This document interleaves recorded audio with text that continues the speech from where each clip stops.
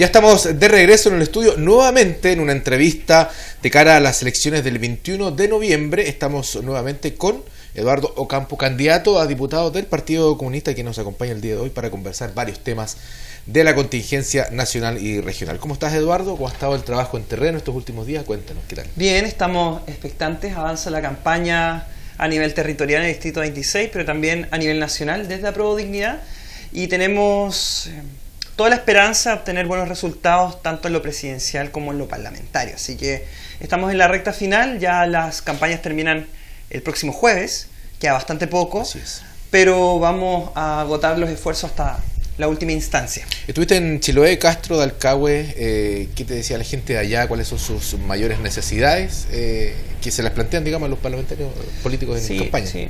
Bueno, por nuestra parte tenemos una propuesta que a nuestro parecer se hace cargo de una serie de demandas y exigencias territoriales y de deudas sociales en general, pero que nos refuerzan los vecinos y vecinas. Hay una postergación desde el punto de vista de la calidad de los servicios públicos, entiéndase por esto la infraestructura de la salud pública.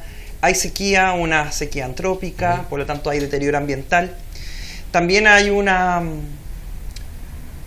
voluntad de que los territorios tengan más facultades para poder definir su propio destino, es decir, profundizar democráticamente la descentralización. Y en eso el archipiélago de Chiloé lo hace desde el reconocerse como un nosotros y nosotras, como una comunidad. Y eso es lo que uno recoge, pero también propone que desde el punto de vista de Apruebo Dignidad y nuestra candidatura presidencial podemos avanzar en ciertas líneas gruesas que ya están establecidas en el programa de gobierno. Entiéndase por esto la profundización de la descentralización, la eliminación de la figura del delegado presidencial, respecto de los bienes comunes naturales y los recursos pesqueros, anular la ley Longueira, producir una nueva legislación pesquera. Así que en ese sentido lo que escuchamos y lo que proponemos están en sinergia. Y por supuesto fue una muy buena visita con un gran equipo de voluntarios y voluntarias, que es lo que ha animado nuestra campaña. Bueno, esta semana se están registrando varios hechos importantes. Uno de ellos es la acusación constitucional contra el presidente Sebastián Piñera, que se inició el día de hoy en el Parlamento. ¿Cuál es tu opinión al respecto y qué crees tú que va a suceder con esto? Sí, bueno, primero un elemento de contexto. La acusación constitucional está motivada a propósito de las revelaciones de los papeles de Pandora, donde queda en claro que Piñera participó de un contrato de compraventa vinculado al proyecto minero portuario Dominga, un proyecto ecocida que así ha sido advertido por las comunidades de la región de Coquimbo, donde particularmente para darle cumplimiento al contrato, en una cláusula se establece de que esa zona no va a ser objeto de protección ambiental. Esto es muy relevante porque ese contrato data, por lo menos lo que respecta a esa cláusula, en un momento donde Piñera ya estaba en ejercicio. Es decir, el presidente tiene facultades en materia de regulación ambiental, por lo tanto, lo que queda en claro, y esa es nuestra apreciación desde Apruebo Dignidad, de que el presidente de la República hace uso de las instituciones y de su investidura para fortalecer sus intereses empresariales y su patrimonio. Así que, dicho lo anterior, yo soy partidario, en caso de ser legislador o de estar en esa posición hoy día, votaría a favor de la acusación constitucional, porque es una herramienta democrática contemplada en el actual orden constitucional, donde claramente estamos frente a un caso que tiene características de tráfico de influencias, de cohecho, e insisto, ¿Qué crees de los que dicen que esto desestabiliza aún más la situación del país? La inestabilidad política tiene responsables. Cabe señalar que la acusación constitucional es un recurso institucional que existe, por lo tanto no es un mecanismo de fuerza, ¿ya? No es por la vía de los hechos, fáctica, por así decirlo, sino que está establecido en la Constitución vigente, a pesar de que esté en un proceso de superación, está establecido allí. Por lo tanto, señalar que utilizar esa herramienta es profundizar la inestabilidad política, yo diría que eso es responsabilidad de las características del presidente de la República que tenemos. O sea, es el mismo gobierno el que ha profundizado la crisis política, y en este caso es la avaricia desmedida del presidente de la República que lo lleva a la acusación constitucional. No es una operación en su contra, sino que es lo que está a la altura y que corresponde a propósito de las revelaciones de los papeles de Pandora. Así que sí, por supuesto, supone inestabilidad política, pero una inestabilidad política que tiene responsables, y el primer responsable es Sebastián Piñera. Otro hecho que va a suceder también en el Parlamento es la aprobación o rechazo de este decreto de estado de excepción en la Araucanía y parte también de la región del Biobío. En este contexto, cierto, se produjo el fallecimiento del joven comunero mapuche Jordan Yempi, de 23 años, quien su familia asegura que él estaba en el patio de su casa. Aún no hay una versión oficial por parte de la Armada o del Ministerio de Defensa respecto a este hecho que ha pasado prácticamente este miércoles, se cumple una semana del hecho. ¿Cuál es tu opinión al respecto y qué debiese hacerse en este caso por parte del Parlamento de extender o no este estado de excepción? Sí, bueno, es una pregunta que tiene que ver con raíces bastante profundas.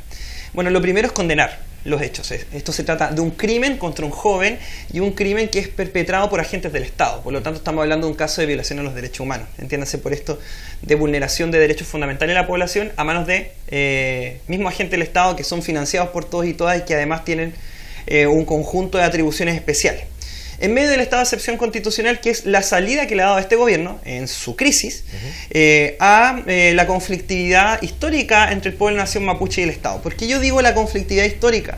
Porque la vía de militarización para enfrentar este momento, si bien puede satisfacer a los grupos ultraconservadores, puede satisfacer el ánimo beligerante de los gremios empresariales de la zona, claramente no ha dado solución. Ya tenemos una larga memoria de resistencia en los pueblos originarios, no hay nada que anticipe que el estado de excepción constitucional va a resolver el conflicto. ¿Qué es lo que proponemos desde Apruebo Dignidad? Y con bastante humildad, porque esto es profundo, es difícil y ha provocado dolor. Primero, hay un camino que está allanando la misma Convención Constitucional que tiene que ver con producir un Estado plurinacional, una nueva convivencia que reconozca la existencia de naciones dentro de Chile. Es decir, hoy día tenemos un Estado que tiene elementos inclusive de racismo institucional que no reconoce la existencia de pueblos originarios. Por lo tanto, hay que avanzar en la plurinacionalidad y por otro lado, hay que construir una salida política. ¿En qué sentido?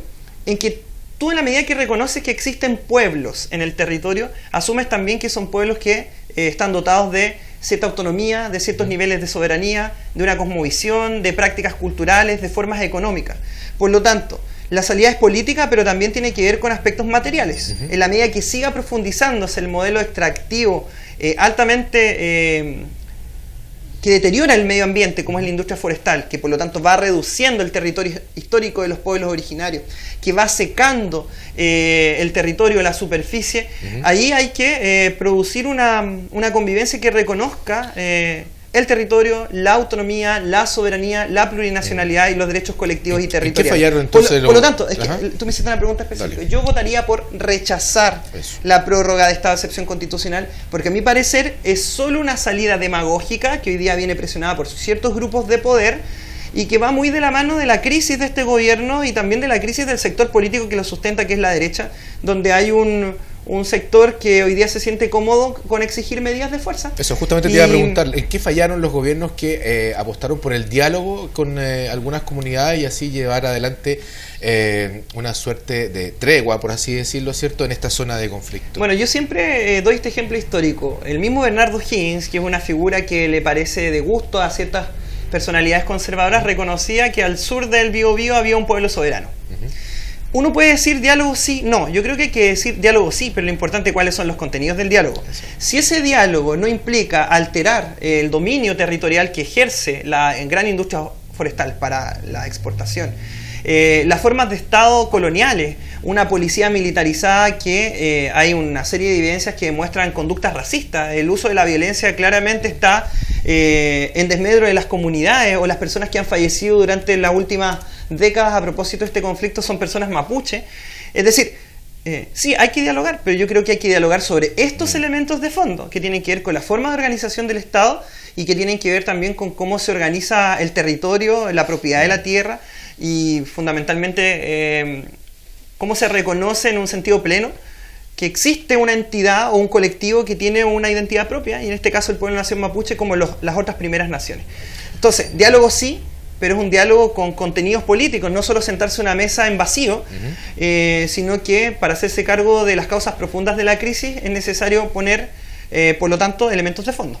Hay un libro, La historia del despojo, el origen de la propiedad particular en el territorio, de Martín Correa. Es un libro que salió este año y que lo invitamos también a conocer. Podrá allí enterarse de esta trágica historia del pueblo mapuche tras este despojo. Vamos a otro tema, Eduardo, antes que se nos vaya el tiempo. El cuarto retiro de las AFP. Se ha dilatado la discusión, se habló de que mañana va a haber una votación en el Parlamento. ¿Qué es lo que va a suceder y qué crees tú que pasará en las próximas semanas? Bueno, ¿qué creo yo? Yo tengo la expectativa de que se apruebe. Desde Apruebo Dignidad se va a votar a favor. Pero acá hay una cuestión que también tiene que ver con elementos programáticos que son los que se debe hacer cargo el futuro gobierno. ¿Cómo se construye un sistema de seguridad social? En Chile no hay seguridad social. Hay capitalización individual, hay sálvese quien pueda, donde el ahorro obligatorio mensual de los trabajadores y trabajadoras se convierte en un mercado de capitales que financian bancos y grandes empresas. O sea, sí al cuarto retiro, pero hay que rápidamente avanzar a construir ese nuevo pacto social donde concurre el Estado, los empleadores y empleadoras y los trabajadores y trabajadoras para generar un sistema de seguridad social que garantice pensiones dignas, por supuesto sin la mediación de las AFP. Perfecto. Eduardo, la cámara es tuya. Quedan pocos días para la elección. La idea es que la gente vote informada, sepa dónde está su local de votación, ingrese a cervel.cl para que no se pille con sorpresas ese día. Y la despedida de Eduardo Campo en esta campaña. Hoy día está transcurriendo en la sociedad una gran discusión acerca del orden y los cambios. Desde Apruebo Dignidad estamos por el orden y por los cambios. ¿En qué sentido? ¿Es capaz este sector político, ha sido capaz este gobierno de garantizar el orden en la medida que no ha sido capaz de tocar un ápice de cómo se organiza el modelo económico y social? No ha garantizado el orden. ¿Por qué? Porque hay millones de chilenos y chilenas o de personas que habitamos estos territorios que no se sienten integrados al desarrollo o sienten que ciertos derechos fundamentales no les son garantizados. ¿Por qué Apruebo Dignidad entonces va a avanzar en esa dirección de producir estabilidad? Porque la única forma de producir estabilidad es estableciendo cambios profundos al modelo, que a nuestro parecer es de injusticias y desigualdades. Por otro lado, hay grupos que dicen, para garantizar el orden hay que usar mano dura y no hay que cambiar nada. Pues bien, eso es lo que ha sucedido durante este gobierno. Esto ha sucedido también en los anteriores gobiernos de derecha. Yo recuerdo, a propósito del 2011 y la movilización estudiantil, también fue un gobierno de derecha conflictivo. Por lo tanto, los sectores que más dicen que pueden garantizar la estabilidad son los que menos han logrado hacerlo. Por lo tanto, hoy día Chile necesita un nuevo marco de convivencia y ese marco pasa por reformas estructurales en materia de pensiones, educación, vivienda, salud, bienes naturales, y está asociado al proceso constituyente, pero también a la opción de Apruebo Dignidad, con Gabriel Boric como candidato presidencial, Eduardo Campo como diputado y Paola Venegas como senadora, y el conjunto del elenco de nuestros liderazgos territoriales distribuidos en todo el país. Eduardo Campo, muchas gracias por venir a Canal 5, te deseamos éxito en esta elección y usted vote informado, participe este 21 de noviembre, nosotros vamos a estar todo ese día, esa jornada, informándoles de los pormenores de estas mega elecciones. Muchas gracias, Eduardo. A ustedes.